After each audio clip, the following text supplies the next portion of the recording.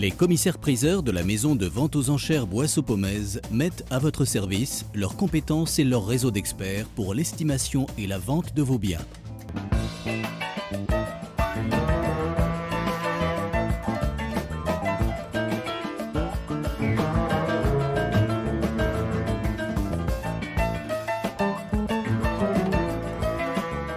Bonjour à tous, bonjour Léonard. Bonjour Sandra. Alors qu'allons-nous découvrir comme pièce d'art aujourd'hui? Alors aujourd'hui Sandra, on va parler de cette sculpture d'art contemporain de l'artiste française.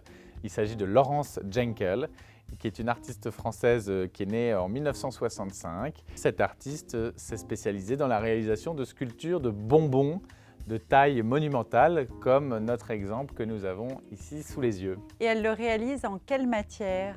En fait, elle part d'une grande plaque de plexiglas qu'elle découpe à la scie circulaire et qu'elle va placer dans un four à haute température, et sous l'effet de la chaleur, le plastique va fondre et donc elle va jouer sur les effets de torsion, d'emballage dans lesquels elle va pouvoir enchâsser, en tout cas ici pour notre exemple de bonbons. Vous voyez, il y a un décor double face. Oui. Ici, une commande, certainement une commande spéciale sur le thème du casino et du poker. On voit les jeux de cartes, les dés, les jetons.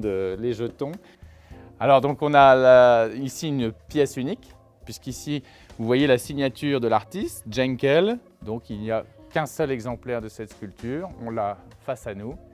Pour la petite histoire, le client qui a acheté cette pièce en 2012 avait l'opportunité d'acheter soit cette version poker, soit une autre version pour Roland Garros qui enchâssait des raquettes de tennis. Et cette version des raquettes de tennis a été achetée par Albert de Monaco. Et donc, c'est pour dire que les œuvres de Jenkel sont collectionnées par... C'est une jeune artiste, Léonard. Oui, elle est née en Alors, 60. comment elle a fait pour avoir autant de succès en si peu de temps? Tout est question d'opportunités, de relations, de rencontres. En 2010 ou 2011, à l'occasion du G20 à Cannes, elle a proposé de décorer l'allée où tous les présidents, tous les présidents empruntaient.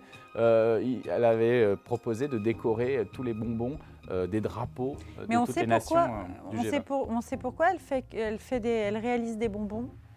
Parce que c'est son sujet de prédilection. Le bonbon, là aussi, on est dans la veine du pop art, de l'art populaire, popular art, où le bonbon, c'est un objet iconique, symbolique que tout le monde connaît. On a tous été enfants, ça représente le désir, la passion, l'essence, le goût, l'odorat, le toucher.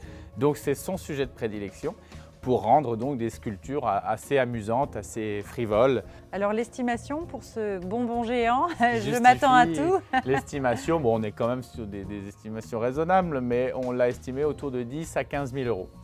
Très bien Léonard. Belle vente à vous Léonard et à très bientôt. Merci, à bientôt. Au revoir. Les commissaires-priseurs de la maison de vente aux enchères Boisseau-Pomez mettent à votre service leurs compétences et leur réseau d'experts pour l'estimation et la vente de vos biens.